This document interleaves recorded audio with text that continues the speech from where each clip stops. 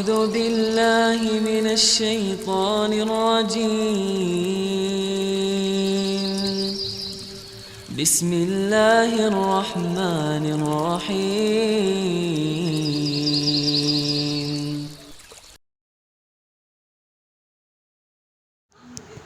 Jadi kita harus paham apakah bukti, tanda atau mukjizat bahwa Nabi Musa punya satu kekuatan yang Allah berikan melalui tangan.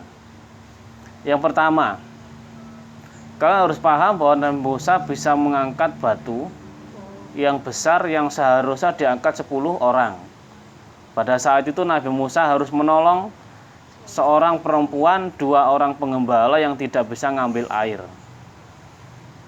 Sehingga pada saat itu Nabi Musa yang harusnya butuh sesuatu, tapi Allah hadirkan sebuah masalah yang harus diselesaikan, maka itulah sesungguhnya jalannya untuk mendapatkan sesuatu itu.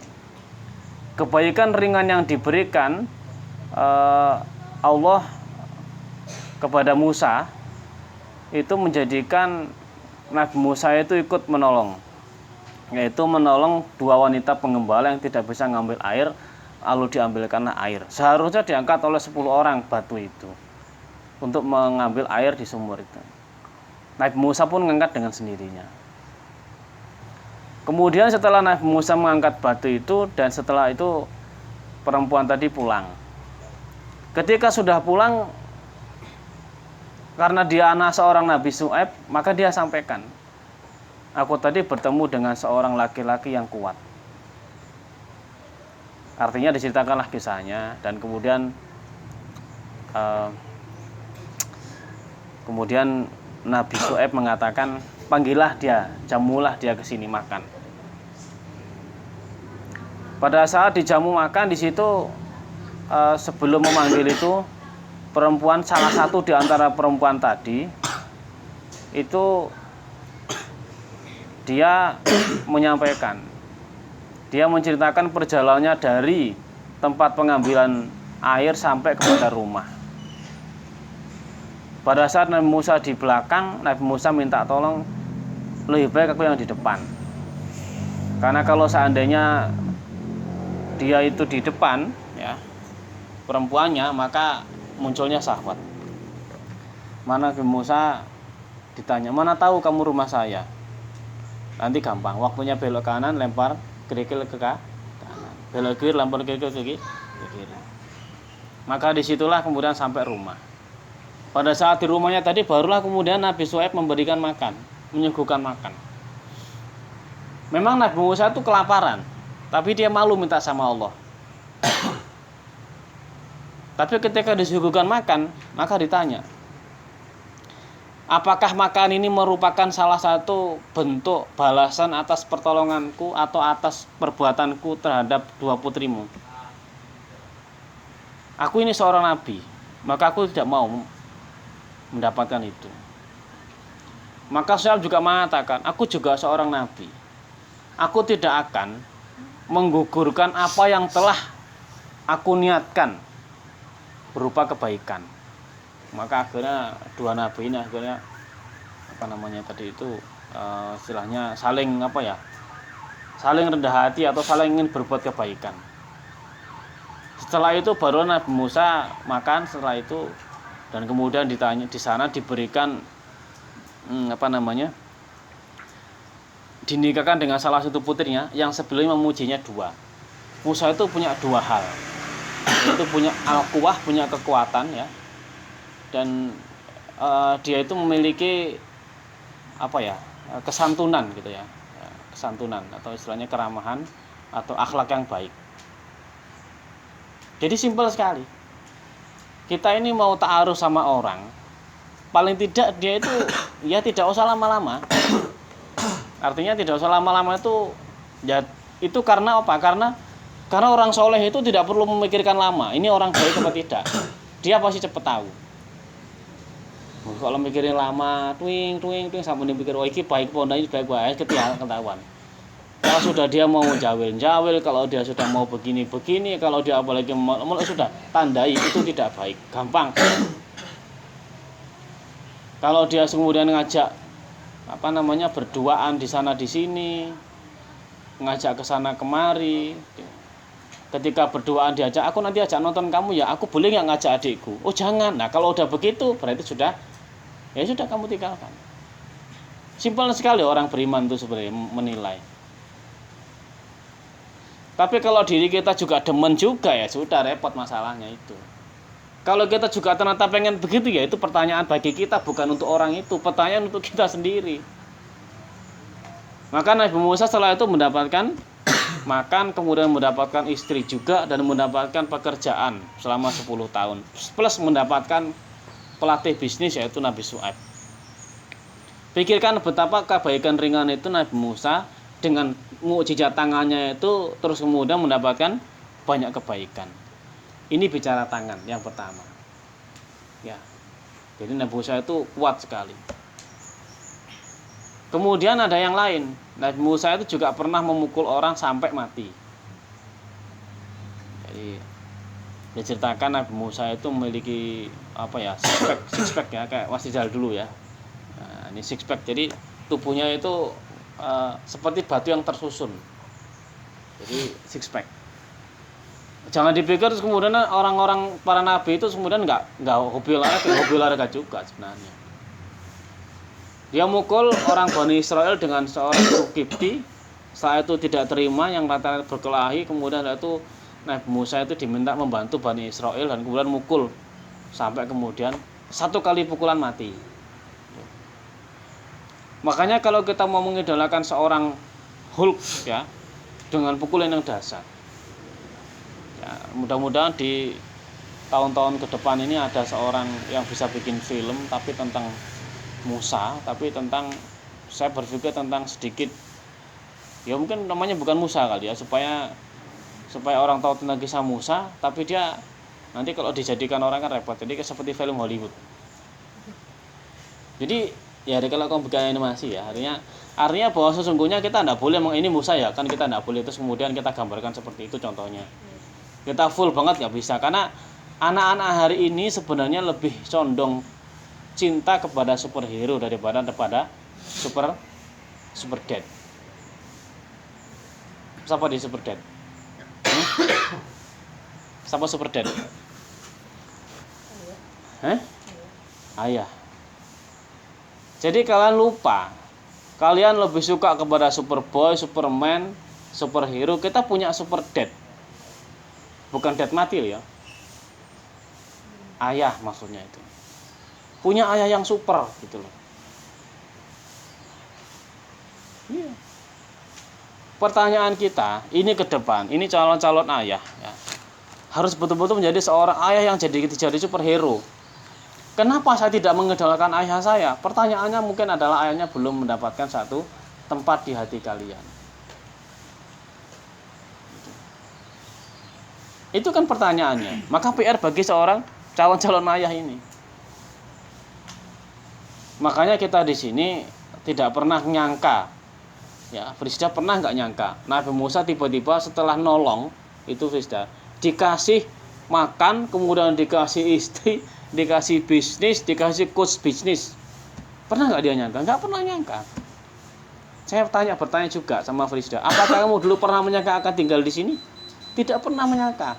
Dapat apa di sini? Dapat makan juga, dapat guru, coach atau pelatih ya. Dapat sekolah.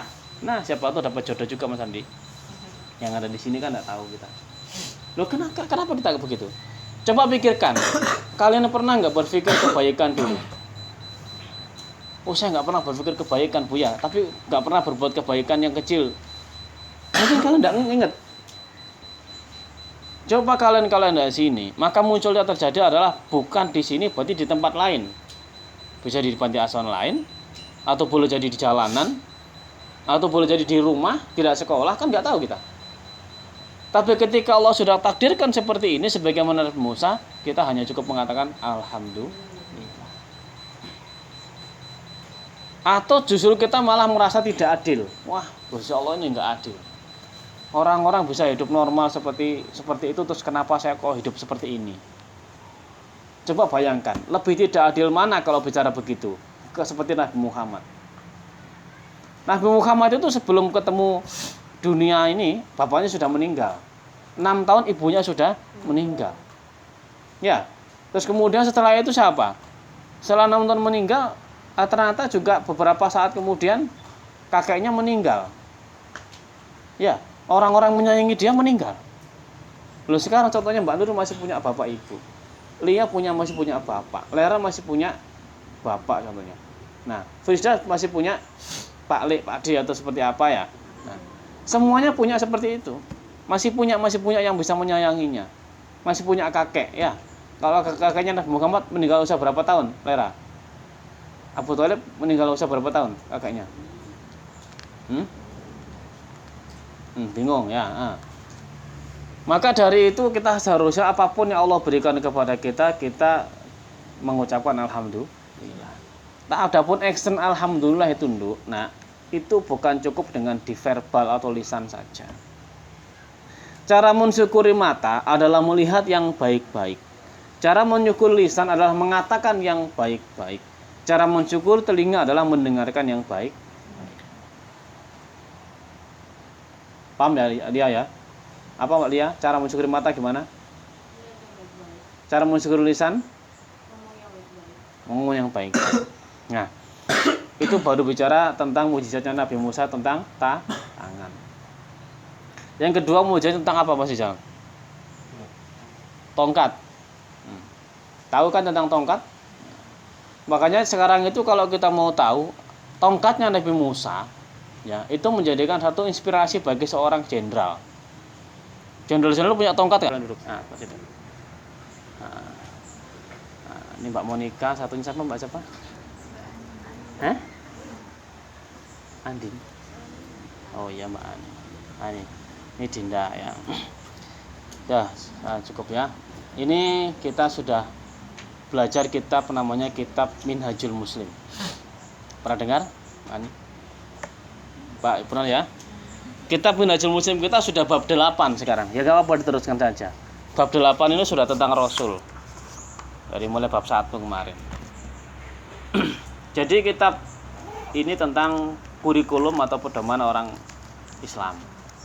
Nah, di surat Al-Isra ayat 101, langsung mengikuti aja ya Mbak ya. Ini di surat Al-Isra ayat 101. Nah, ini berarti tentang yang berkaitan dengan 9 mukjizat Nabi Musa. Tis'a ayatim bayyinatin. Ya. Maknanya bahwa sesungguhnya Nabi Musa diberikan 9 mukjizat. Yang pertama diberikan mukjizat yang bernama tangan. Sudah kita sampaikan tadi, kekuatan tangannya mukul orang 1 kali mati, kemudian juga ngangkat batu yang seharusnya diangkat 10 orang. Itu superhero beneran ya, superhero beneran gitu. Bukan superhero khayalan. Kita ini ditanamkan oleh khoyal-khoyalu setan atau khoyal-khoyalnya setan itu banyak hal. Apa Frisda khoyal itu? Kalau khoyal itu mimpi ya. Kalau kamu semakin dalam, itu namanya itu punya khoyal bernama mimpi. Ya. Maka dari itu adalah ditanamkan. Kalau kamu infak ditanamkan setan khoyalu setan, maka dia kamu akan miskin. Kalau kamu bersedekah kamu akan miskin. Kalau kamu ngaji kamu capek, kamu lelah dan kamu nggak dapat apa-apa, itu adalah khoyal setan. Maka 9 mukjizat ada 9 ini, tis'a ayatim bayyinatin. Ya, kita lihat satu persatu. Sudah kita lihat tongkatnya tadi, sudah kita sampaikan. Kemudian kita sampaikan dalam tafsir Jalan itu di situ yang kedua adalah tangan. Sekarang tentang tongkat. Tongkat sudah. Nabi Musa bisa memukulkan tongkat kepada batu. Itu berkaitan dengan apa? Sehingga batu itu mengeluarkan 12 mata air. Idrib bi asokal hajar. Pukullah batu itu. Kemudian selanjutnya Nabi Musa juga bisa menjadikan tongkatnya bisa menjadi ular. Pada saat jadi menyampaikan bahwa Nabi Musa itu disuruh melemparkan tongkatnya, dia sudah diberikan keyakinan, lemparlahkanlah tongkatmu itu wahai Musa, kamulah orang-orang yang unggul. Kata Allah begitu. Kemudian setelah itu Nabi Musa punya keyakinan. Kita juga sama, Friza, ya. Jadi kita harus yakin orang beriman itu akan bisa menang. Kita harus yakin kokoh kuat, ya, orang beriman itu akan bisa unggul dan menang. Sehingga Nabi Musa melemparkan tongkatnya, seret, kemudian jadilah ular, ya. Ada logika tauhid yang dibangun oleh Nabi Musa kepada Fir'aun. Coba bangunkanlah aku sebuah tempat yang sangat tinggi, ya, untuk melihat Tuhannya Musa. Itu diperintahkan oleh Fir'aun kepada Haman. Haman itu adalah seorang insinyur, seorang arsitektur, ya, yang sekarang itu ya arsitek atau insinyur bahasanya ini. Memiliki satu kekuatan, kemampuan untuk membuat sebuah tempat yang tinggi. Maka sekarang ada namanya apa itu? Kok bisa Musa mengatakan ada Tuhan selain aku? Jadi wong gendo-gendone wong istilahnya kan ana rabbukumul a'la, aku ini Tuhan kalian semua. Musa gampang mengatakan gini, mematahkan logikanya Fir'aun. Kalau kamu Tuhan, saya mau bertanya, Tuhannya nenek moyangnya Fir'aun, ketuhanannya Fir'aun dipatahkan dengan logika tauhidnya yang disampaikan oleh Nabi Musa. Kalau kamu Tuhan, saya mau nanya, Tuhannya bapak ibumu siapa? Itu masyarakat pada bingung. Akhirnya oh iyalah kalau gitu, kalau pada saat Fir'aun masih kecil, masa Tuhan kecil? Lalu Tuhannya dia siapa? Tuhannya bapakmu siapa? Sama kamu cukup. Nah, berarti kan nggak ada Tuhan. Loh, kan aneh. Dari situ aja masyarakat langsung beriman kepada Musa. Maka kemudian ditambah lagi mukjizatnya Nabi Musa tentang tongkat tadi, melemparkan tongkat, ya. Yang pertama tukang sihir. Jadi tukang sihir tadi itu ternyata nggak cukup setelah melempar tongkat kalah kemudian berarti enggak. Setelah tukang sihir melemparkan tongkatnya, Nabi Musa melemparkan tongkatnya juga, mereka sama-sama jadi ular, Nabi Musa jadi besar, dimakanlah, dilahaplah ular-ular itu, sihir itu. Maka itu para tukang sihirnya Raja Fir'aun itu bingung, lu kok bisa? Ini sihir tapi kok bisa dimakan beneran? Terus kemudian orang tukang sihir itu betul-betul merasa bahwa ini bukan sihir. Akhirnya dia menjadi orang yang beriman. Tapi tahu enggak? Kenapa kau beriman? Itu kata Fir'aun. Sebelum aku izinkan.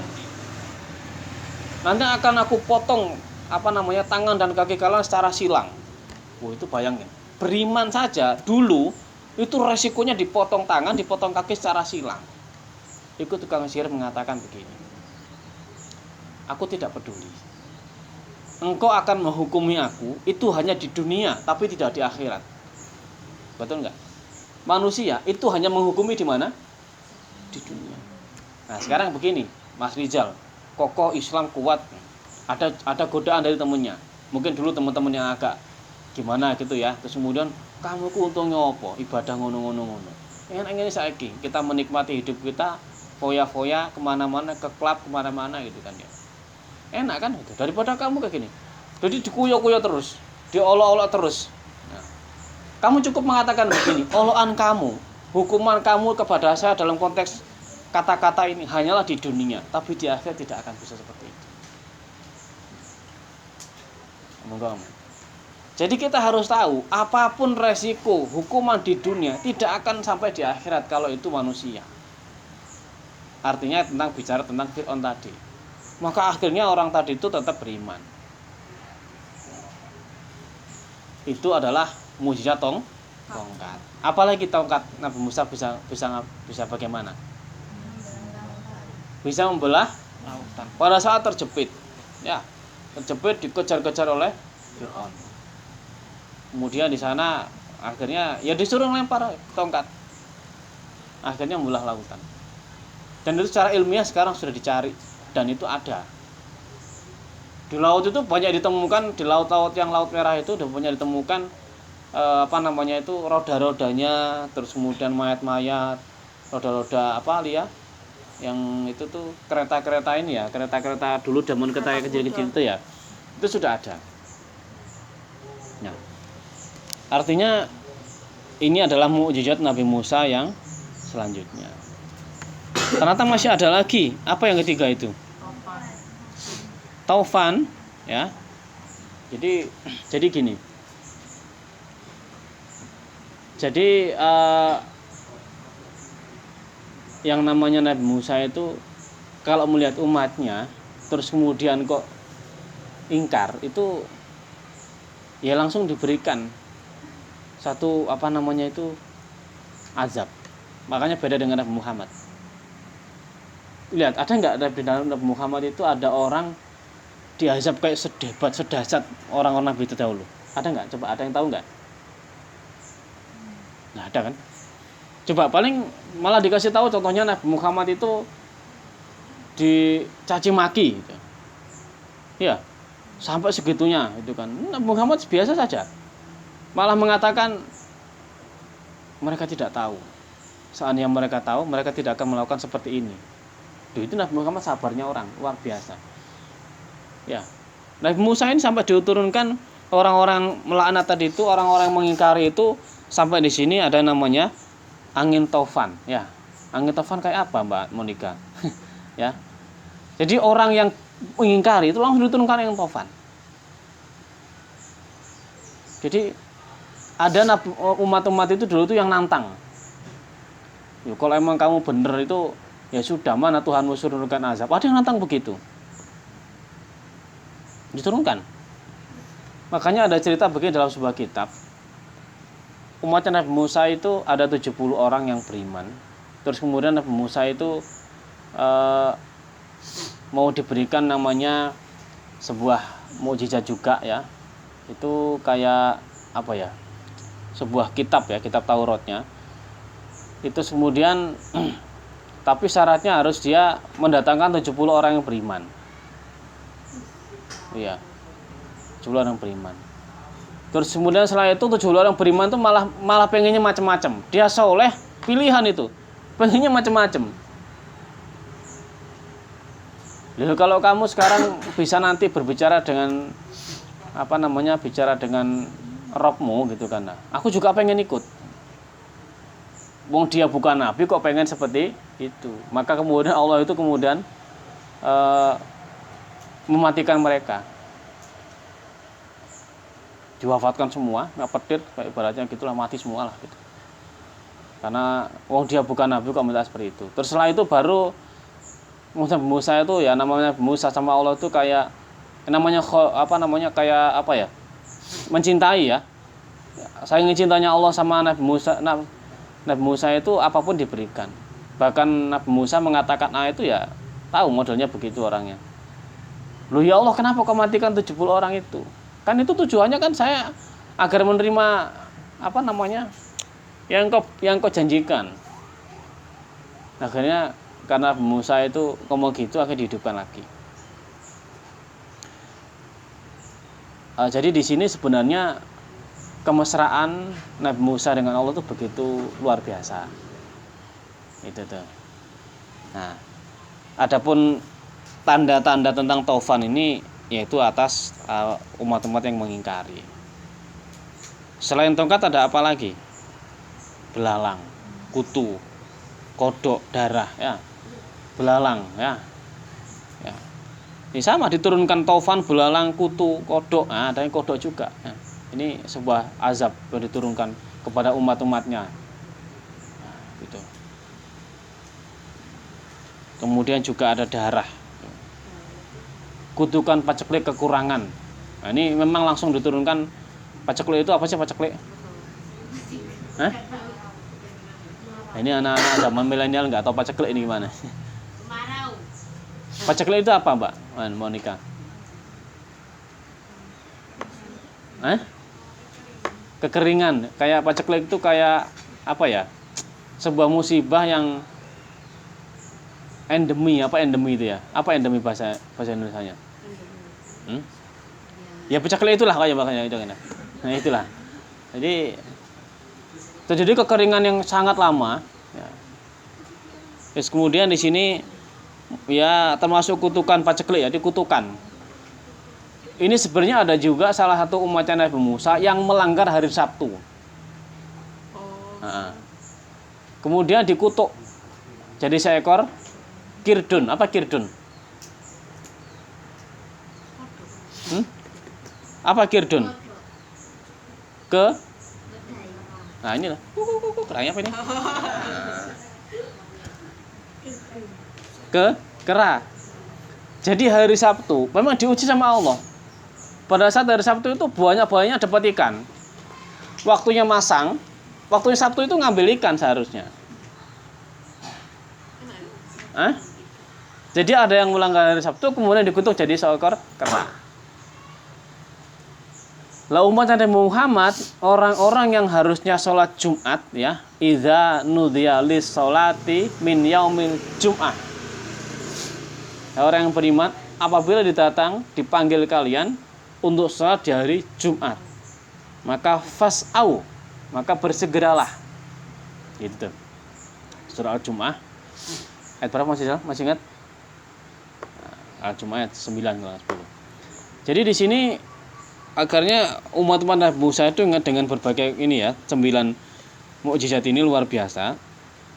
Kutukan-kutukan. Nah, kemudian juga buah-buahan kurang. Kekurangan buah-buahan memang pernah terjadi, paceklik ya, terjadi. Di sini minta-minta. Jadi gini. Umat Nabi Musa diberikan sesuatu itu masih pengen. Musa, kamu kok cuma itu tok? Jadi gini, Bani Israel itu sudah diberikan yang namanya tidak tampakkan mukjizat, itu masih minta yang lain-lain. Mana bawang merahnya, bawang putihnya, kacang adasnya. Jadi mintanya yang lain-lain. Maka sesungguhnya kalau zaman dulu itu adalah mukjizatnya itu luar biasa, konteksnya itu kayak semacam magic itu. Ya. Jadi kayak itu Nabi Musa tuh hebat secara manusia. Makanya saya sampaikan. Nanti ada yang sampai seperti itu akhirnya dijadikan Tuhan, yaitu Nabi Isa.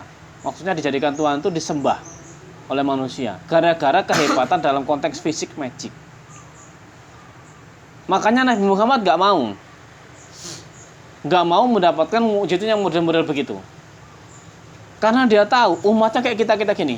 Ngeyel. Ada orang yang ngeyelan, harus menggunakan akal fikirnya.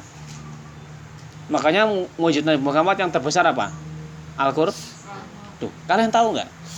Hebatnya Quran gitu. Tapi kalau kalian ngaji tafsir, berbagai ayat satu kata, bahkan kenapa Allah milih kata-kata di sini itu sesungguhnya adalah sudah mukjizat. Coba, kata-kata walakod itu kalau dalam bahasa Arab, lakod itu sudah kata wallahi. Sudah sama dengan qasam, dengan sebuah janji, dengan kata sumpah demi Allah. Gitu. Betul Mbak Lia? Apa tadi lakot tadi artinya? Janji apa? Demi Allah. Wallahi. Jadi demi Allah. Lakot itu sama dengan mengatakan demi Allah ya. Kami telah memberikan Musa 9 tanda-tanda atau 9 mukjizat yang nyata. Demi Allah. Dan kita nggak boleh ragu.